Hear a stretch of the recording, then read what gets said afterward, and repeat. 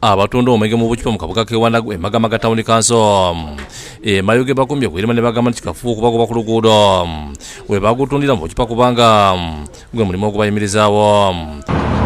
Kale iwali kwenda otutoole eno waneeno ku maini wetukolera osubira tujali awa kotoigala abaana tosobola kuwuna kuncho kuveere boligoba mwana ku maini aliewa ecupa alitunda ku 5 ku 2 alina famire apangisa nimwera alina okwebesaawo ng'omuntu okugula engoye.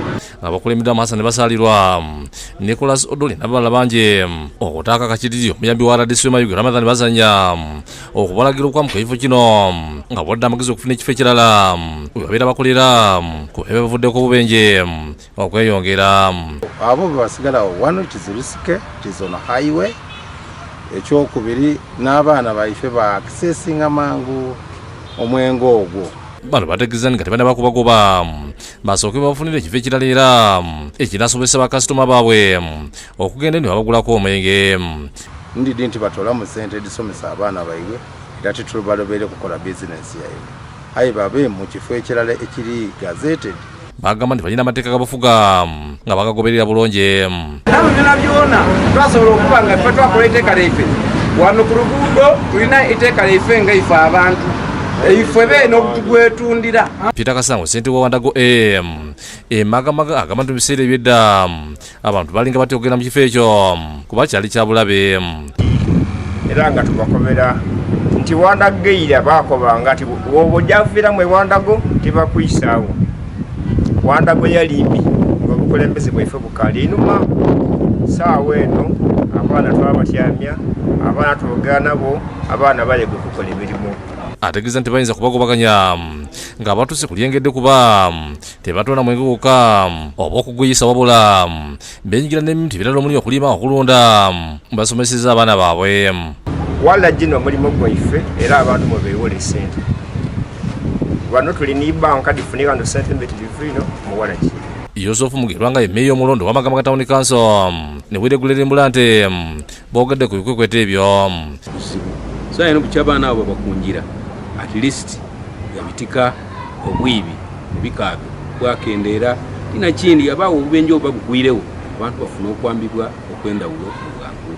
Abavugano bano beerenga baba butayimu babanga babaleka babanga beeyikizawo nga bakola emirimu gyabwe mpola mpola abantu olukubagobaawo bajje bavuka otubayizeewa. Ibula wayiswa ngo litawunikirako Magamaga ategeeza nti bakyagenda maaso n'okuba abantu ku nguudo nga nabi Wandago babalalise dda. Titusobola kutoola ku bandi ate abe Wandago ne tubaleka endooba kubira omulanga nti mu ibbanga eritali lyawala tujja kuyidda tutooleko omuntu ogwo. Bwekutyo bekulinde mubende luva lw'okubalalika okwamuka enguudo. Abasinze okutema muli abatunda kesi z'abafo n'abakiyosiki abagamba nti bolekedde akaseera akazebo. Juliet Namuwonge yatunda sanduku agamba ntamanyi wakuza sanduku zino kuba by'ebimu ku bintu abantu basinga okutya okubasembereza amayumba gaabwe. Batuziteekawo kuba tezigenda mu nyumba abantu bazitya onaapangisa nyumba yani oteekemu kofi abantu bazitya. Kuleka mpwezi nga batugamba bagenda gazi ya makomero olwo batusindika mu bumenyi bw'amateeka kuba mulimu ogumazeewo kati ngenda kukola ki. Bano basabye gavumenti okubayamba babafunire ebifo ebakolera kuba bagenda kufa enjala. Juliet Namuwonge omugezi w'ekibiina ekigatta abasuubuzi mubende yasabye abasuubuzi bano okugondera amateeka baleme okugwambizibwa.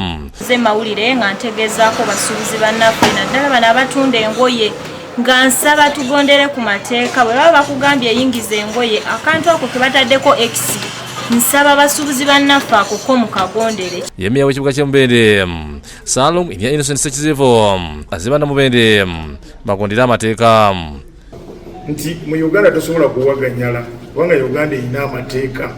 Uganda erina etteeka erinsanyusa erigamba nti the government shall use reasonable force okusinziira ku resistance yo. David Kibuuka ne Richard Tumusiime bakusakidde eggulu eno Bukedde TV.